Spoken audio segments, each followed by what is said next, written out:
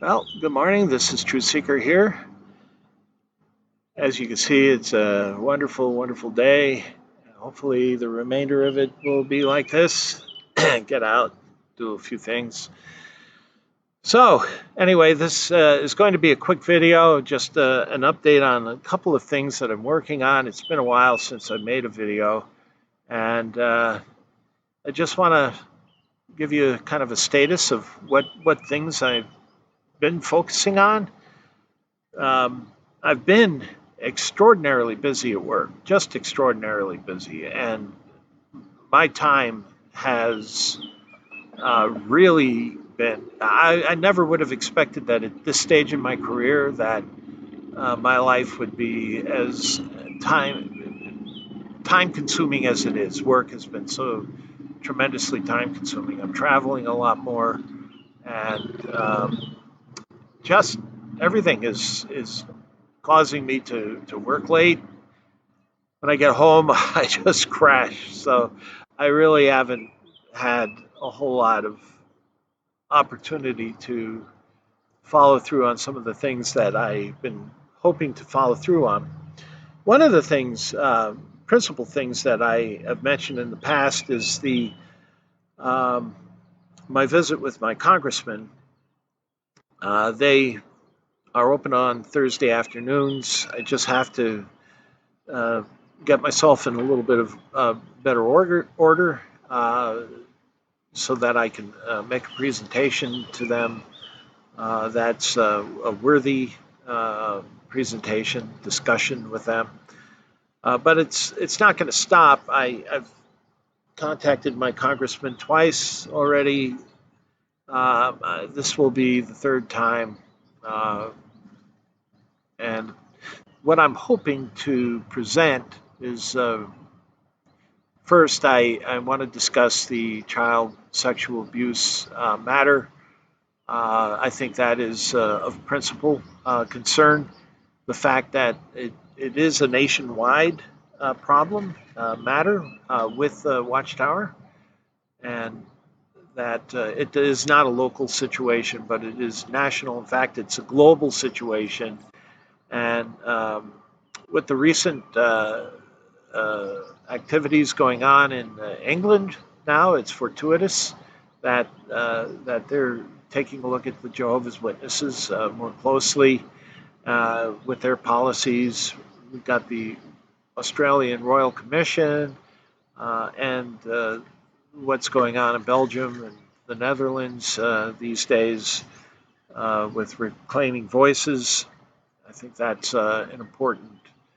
Those are important things that can be used to support the importance of this matter because Watchtower, I think if you had a laundry list of grievances, this would definitely top the list because it impacts all of society. It's not just a uh, Jehovah's Witness concern, but it's a societal concern.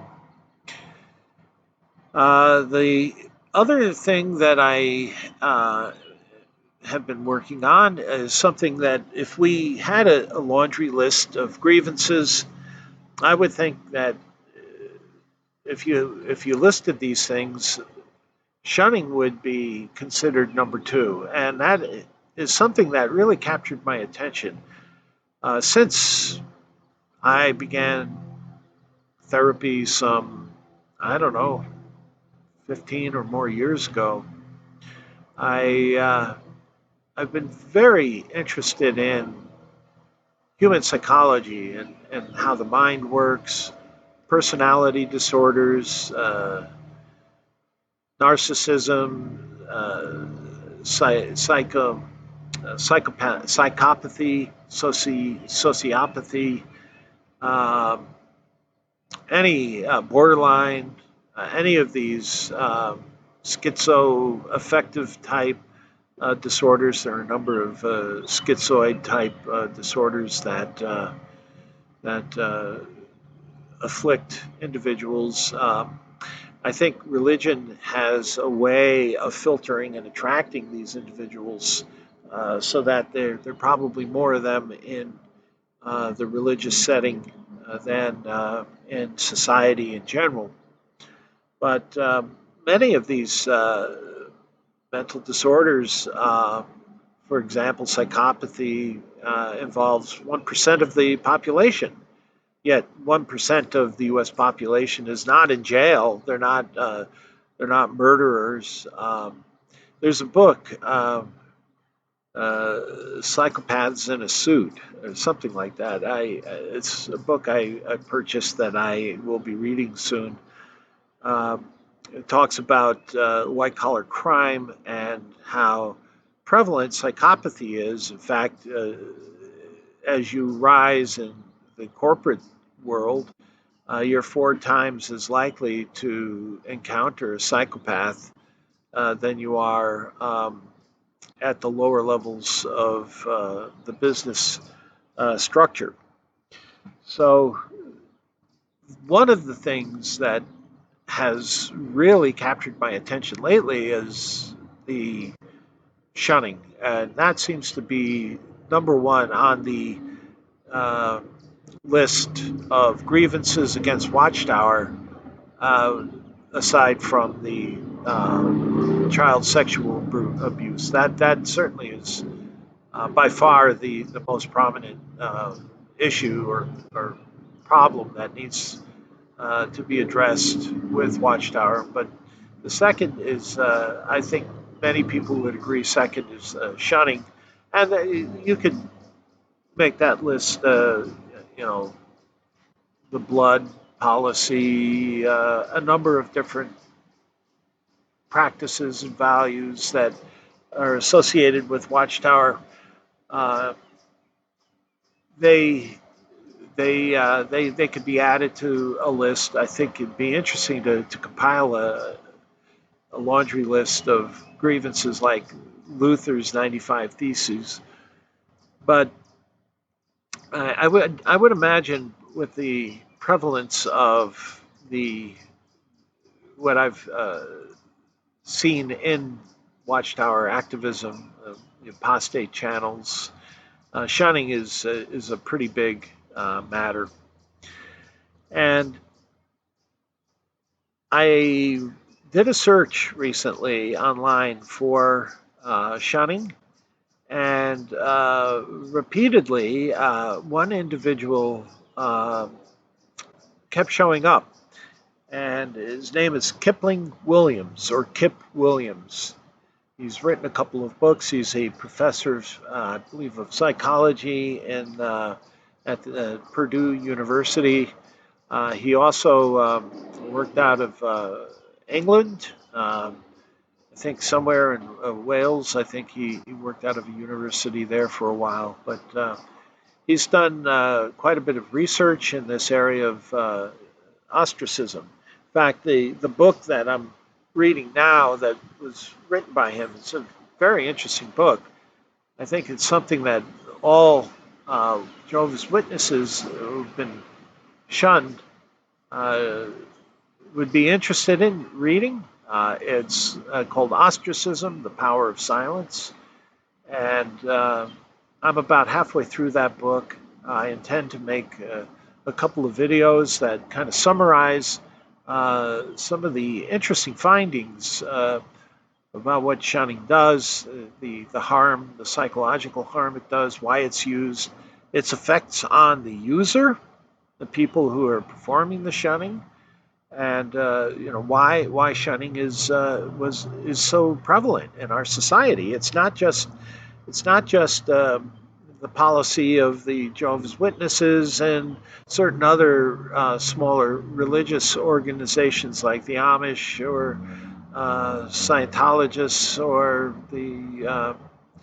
there are other groups that utilize it.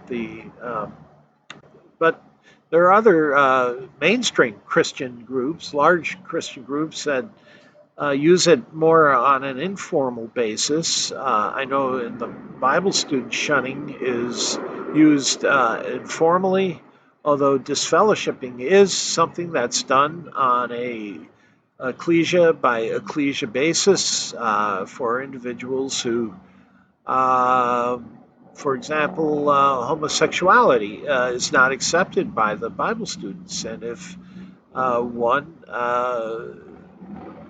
comes out of and admits that they are homosexual, they stand the prospect of being disfellowshipped by their ecclesia.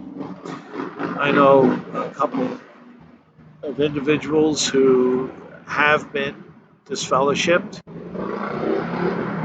These motorcycles to be young again, right? Have all that testosterone flowing. Uh, I remember my youth, and I guess being loud was a way of grabbing attention. But there are really some fascinating psychological impacts that how shunning affects individuals and why it's used. Another area that I'm looking into is something that I always like science. I am trained formally in science. My undergraduate degree was in physics, and I am an engineer, which is a science based subject. It's putting science to a practical use. And I, I plan to make a couple of videos on uh, this idea that is prevalent among Bible students and Jehovah's Witnesses, that God intends to have the earth populated forever, that in the 1,000 year kingdom, God is going to uh, make do away with unrighteousness. All the people who don't want to live by Jehovah's rules will be sent to, as the Bible students call it, second death, and which is non-existence. It's oblivion, and the rest of the human population will be uh, living in a paradise under their vine and fig tree, eating fruit.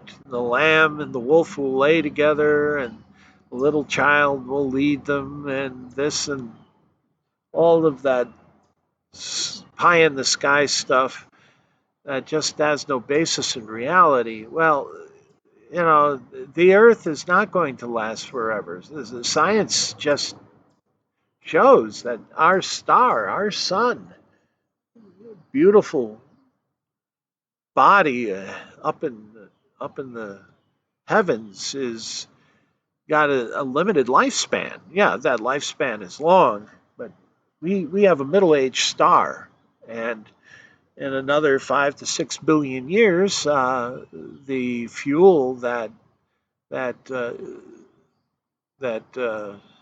is used by our star, the hydrogen, will be used up, and our star will burn itself out. Basically, fusion processes will stop, uh, and it will collapse into a white dwarf, and over billions of years will cool into a cold cinder. And the Earth itself will, if there's anything left of the Earth, will be gone.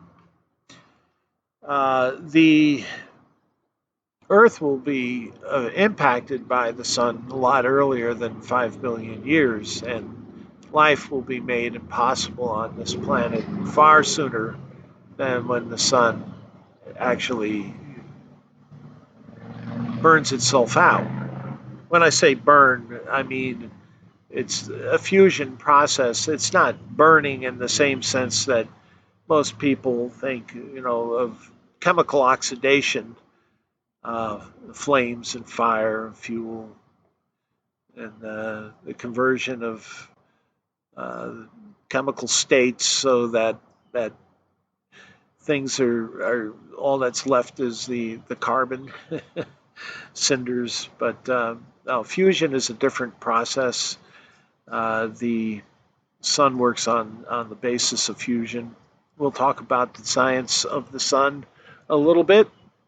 And we'll also, in another video, I want to talk about the Earth itself and its structure and the science behind the functioning of the Earth right now as it stands and how that will cease to exist in the future. Granted, these things won't happen overnight, but the earth will not be here forever, as the Bible says. It will not be able to sustain life unless God intervenes. But then God didn't make the earth right if he has to intervene for to perpetuate its existence. And so there's a problem there. I mean, why would an omniscient God make a body that is to last forever uh, have a definite and limited lifespan? Something doesn't jive there. Why wouldn't God make the earth last forever? So these are things that we're going to explore in future videos. So anyway, I just wanted to make a short video to provide you with an update of some of the things that I am currently working on. I'm not in a stasis mode. One last thing I think I failed to mention. One of my video projects that I want to make, and again, when I say video project, I wish I had the time. I wish I had the time to be able to make these nice productions that individuals do, so beautiful with the graphics and how they. I just don't have the time to put things together like that. But I just hope that whatever I have to say and contribute um, is something that is beneficial, maybe a little a point of view that's somewhat different. For example, the Sophia and Caleb videos. Again, why do they call it Caleb and Sophia? Always Caleb and Sophia. Well, it's because of the culture of Watchtower. These cartoons have tremendous psychological impact. I don't know if Watchtower uses marketing people or what. I can't imagine that any of those governing body members is so savvy and knowledgeable, intelligent enough to be able to understand how to manipulate the human mind. But I suspect that they probably have uh, hire somebody in the marketing world to help them with some of these videos that they put together because uh, I think it's beyond the intellectual capacity of what I've seen. When these governing body members are left to their own devices and they create their own videos, they're speaking from their own notes. They're awful. They're terrible. They can't. They just are subpar. But anyway, these Caleb and Sophia videos, this latest one, is a very subtle. There's some very subtle messages that are given there. Now, there have been a couple of videos that have already been made that critique the Caleb and Sophia videos. But here are a couple of things just to consider. First off, why is it Caleb and Sophia?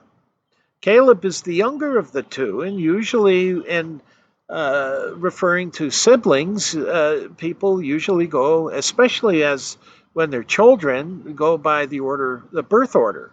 They name the older first, and then who's next in line down to the youngest. And Caleb is obviously younger than Sophia by at least 4 or 5 years. Anyway, stunted growth.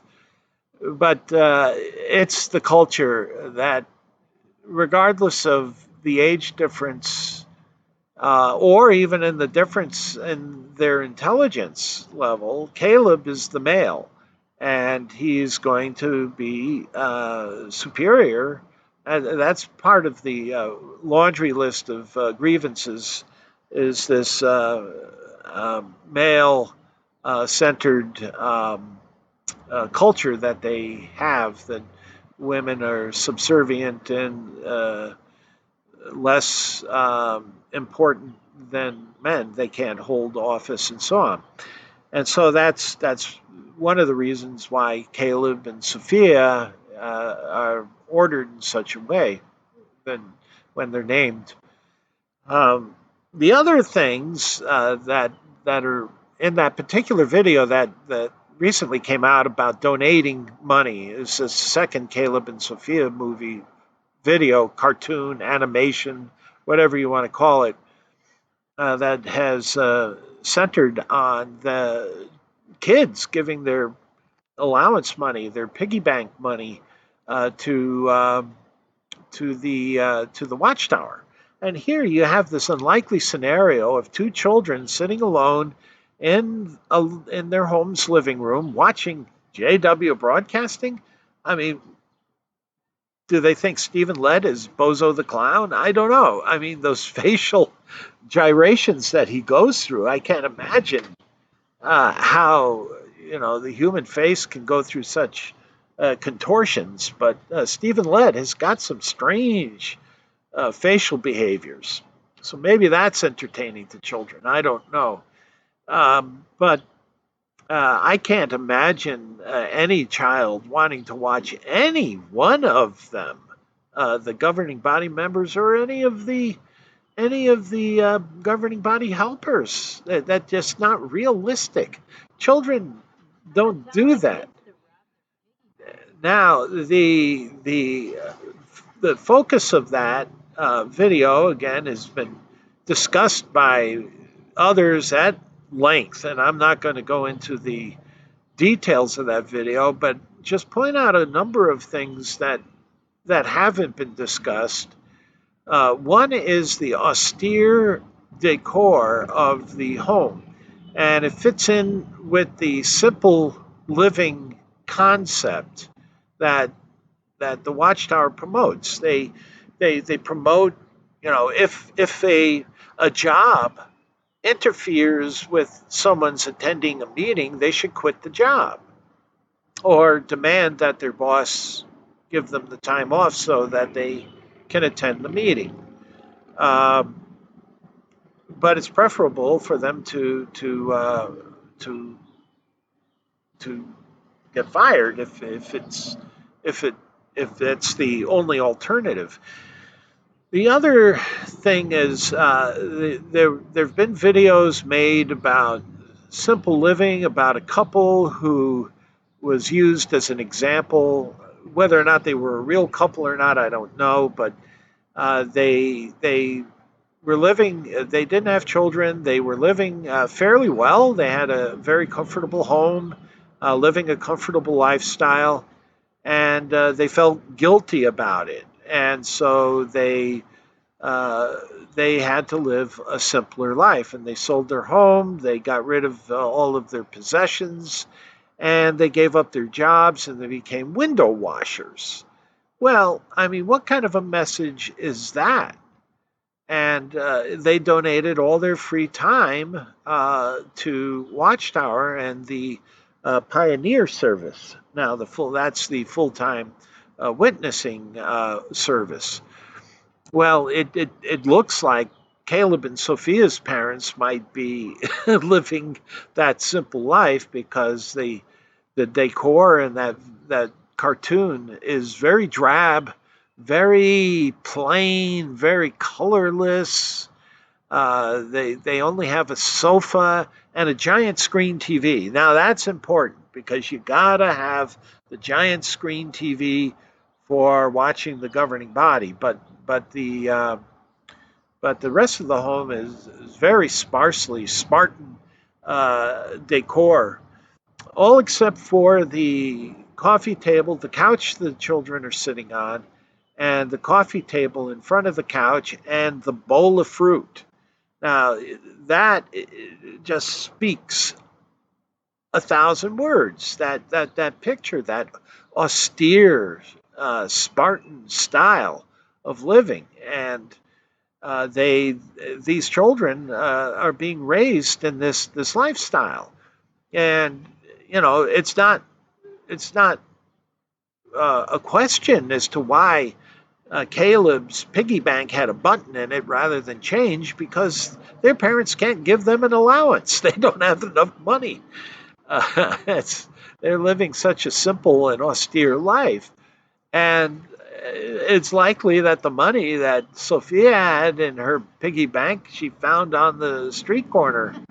You know, looking down, you can always find a few pennies.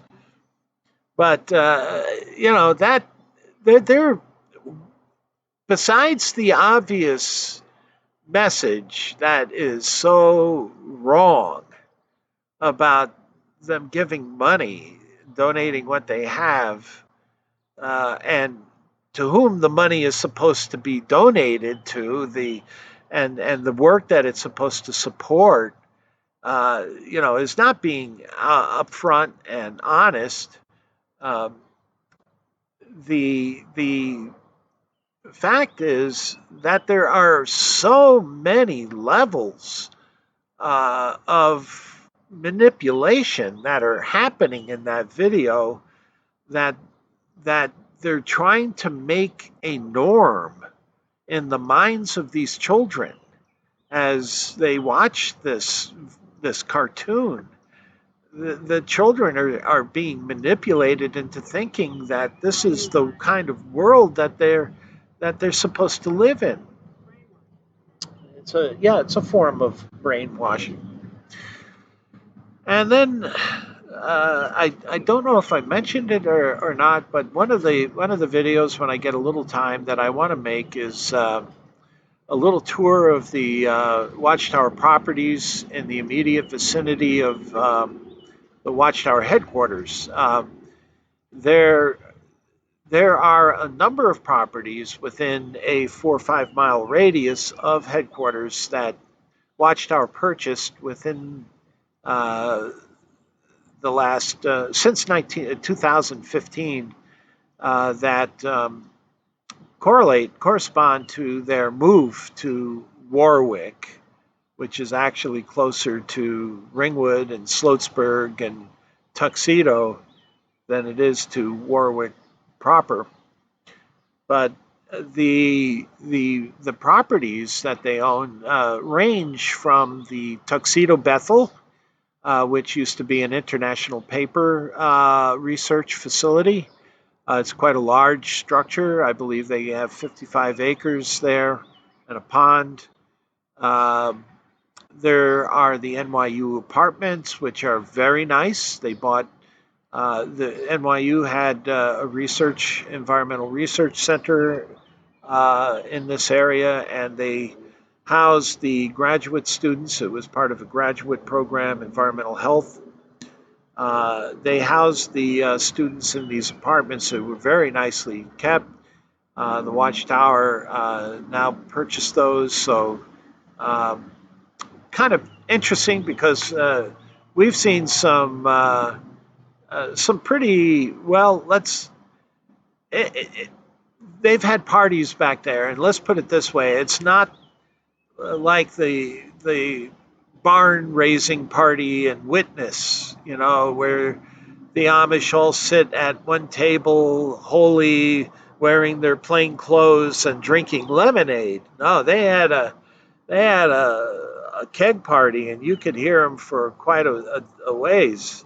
Uh, this was this was during the construction period of the headquarters, and we used to hike that trail, part of Sterling Forest, and it went right by that apartment, and we heard this raucous keg party. It was a keg party, and they had a lot of these young people there that were volunteers of the construction. That's what we assumed because the headquarters was still under construction at the time, and there must have been 50 to 100 of them back there.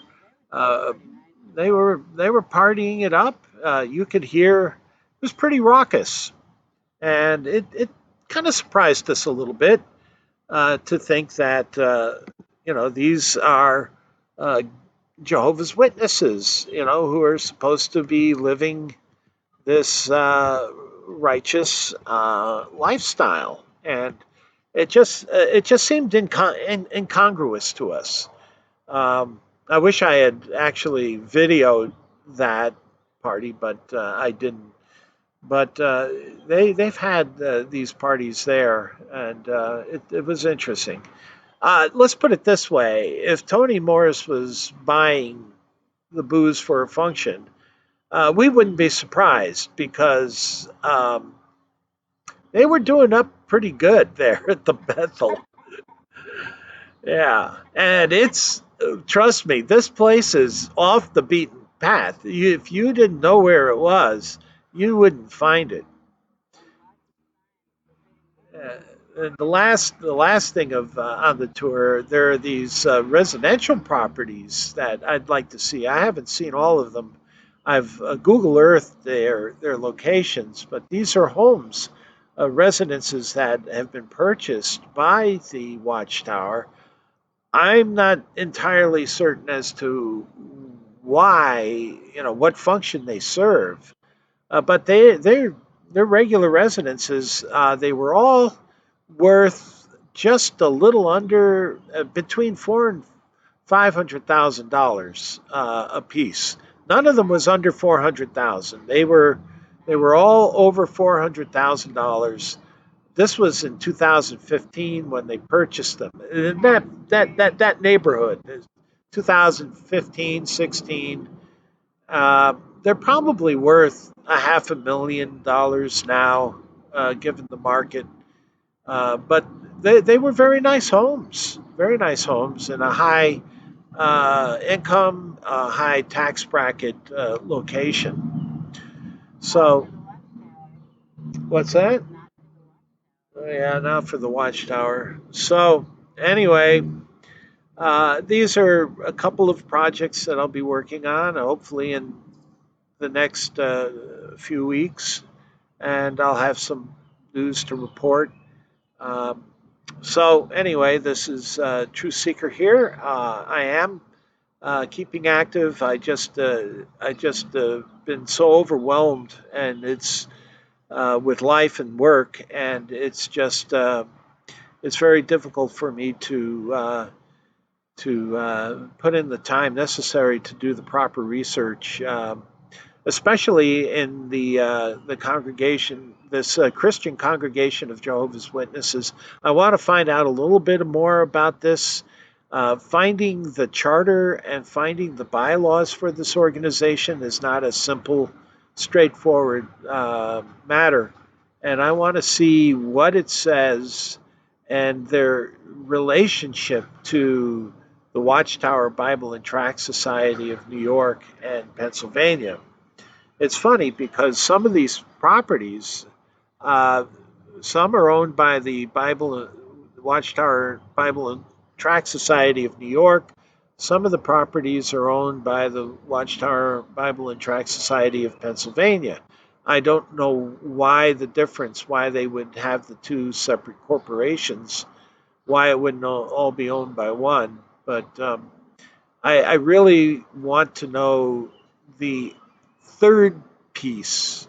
There are other corporations with Watchtower, like the International Bible Students, which is the British corporation, and there are other uh, smaller affiliate corporations that have been set up by Watchtower.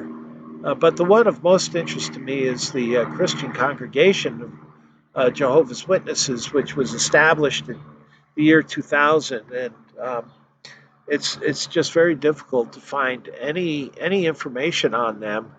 It is identified in Wikipedia, But finding